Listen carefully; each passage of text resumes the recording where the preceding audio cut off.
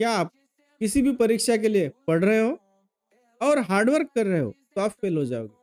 अगर एन्जॉय कर रहे हो पढ़ाई तो आप सक्सेसफुल हो जाओगे। ये सिंपल फॉर्मूला है।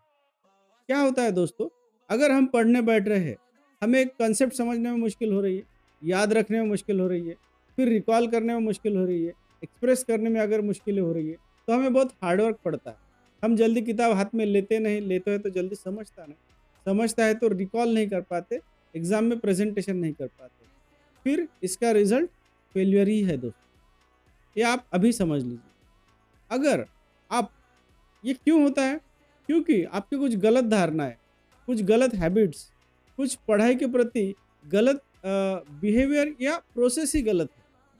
जो प्रोसेसिंग कर रहे हैं डेटा का, वो गलत है।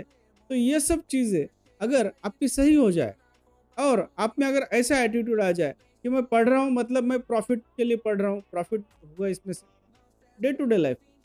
अगर मुझे स्पोर्ट्स जैसा मैं पढ़ रहा हूँ, अगर मैं एक कथा सुन रहा हूँ, स्टोरी जैसा, तो मुझे फिर बिल्कुल भी पढ़ाई में बोर नहीं होगा, इंटरेस्ट आएगा और इस तरह से पढ़ा तो मैं डेफ़िनेटली सक्सेस हो जाऊँगा क्योंकि मैं एन्जॉय करूँ।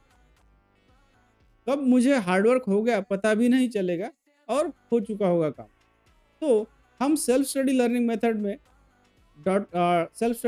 मेथड में पढ़ाई की योग्य प्रक्रिया पढ़ाते हैं, जिसमें से आपके गलत हैबिट्स, गलत धारणाएँ सभी दूर कर कर आप पढ़ाई को जैसे स्पोर्ट्स, जैसे कथा है, उस तरह से जॉयफुल तरीके से प्रॉफ़िट के लिए इस तरह से पढ़ोगे और आपको कब आपका पढ़ाई खत्म होगा, कम से कम वक़्त में समझ में भी नहीं आएगा।